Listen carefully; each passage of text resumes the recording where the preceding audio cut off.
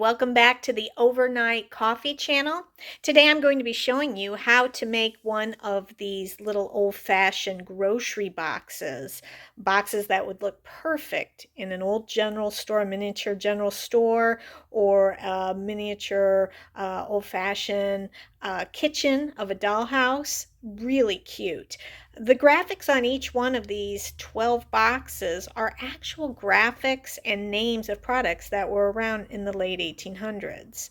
They include Bonnie Oats, Uncle Jerry's pancake mix flour, Beck's, it's like a breakfast cereal. There's a cracker box here, Buffalo Starch.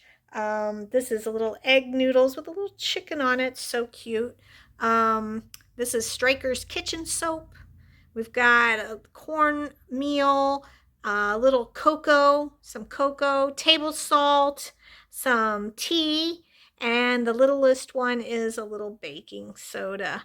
So those are super cute and really easy to make. I'm going to show you how to make one of these.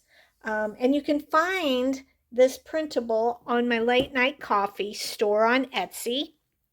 Super easy. Comes, like I said, with 12 boxes. The instructions are here, little diagram there. That's taken care of for you. I'm going to show you, I've already cut out one. We're going to do the cracker box. I'll show you how to do the cracker box. Remove my guide since I am doing a good job staying right where I need to be on camera. And what I use for these, like my other tutorials, are my scissors, my glue, which is craft glue that I've slightly watered down just so I can get it through this thin nozzle.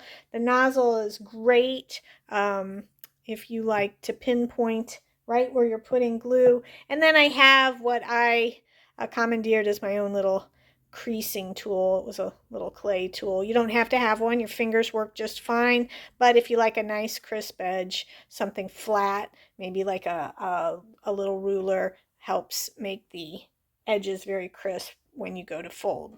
Anyway, let's get started. So first, you see these lines, they go up and down and side to side. And you're going to want to crease those. Crease each one of the lines really well. And then I take it back and I crease it again to break up the fibers. I am using cardstock.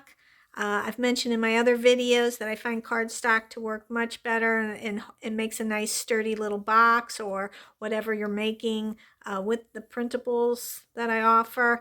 You certainly can use paper. It's just a little more tricky and a little not as sturdy. So I'm just taking the lines of the piece and just creasing them back and forth, and then I go in here in the middle lines because that's one of the sides of the box. Make sure that's nice and creased. When they're all creased, I'm going to take my flat creasing tool that I use and just give them a one more time thing just to make sure that all the edges are nice. Just really push down. Take that one, really push down. Again, you can use your finger, you could use a ruler, anything flat that you might have, but if you could even use your finger. It really is an easy little project. And then I do the middle ones as well. Just getting in there and creasing each one. All right.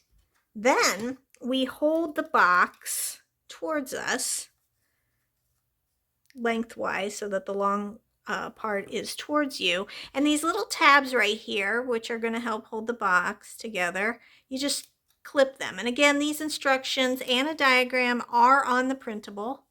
Then you flip it over, still lengthwise towards you, and then you just clip the little tabs right here. All right. We're on our way. So now we have this tab that sticks out right here. That tab is going to hold the side of the box together. And I like to tuck that one to be on the inside so it doesn't show. So we put a little bit of glue right there on that.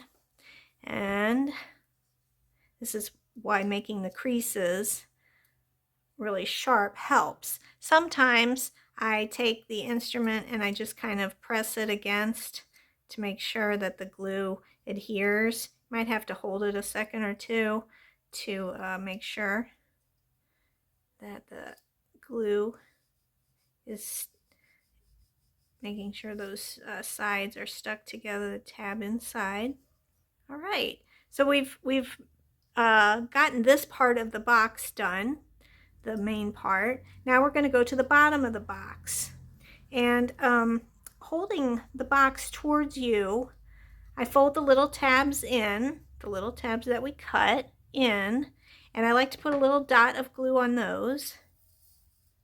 It just adds one more layer of adhering. And then I put the back flap down first so that it doesn't show.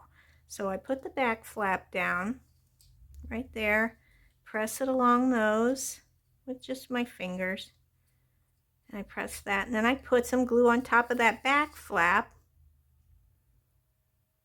right there, and I press it.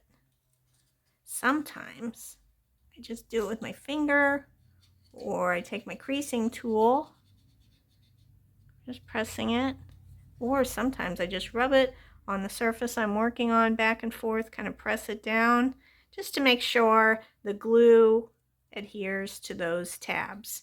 We're almost done, if you can believe that. And then we are now on the top of the box. Again, we fold the little tabs inward like that.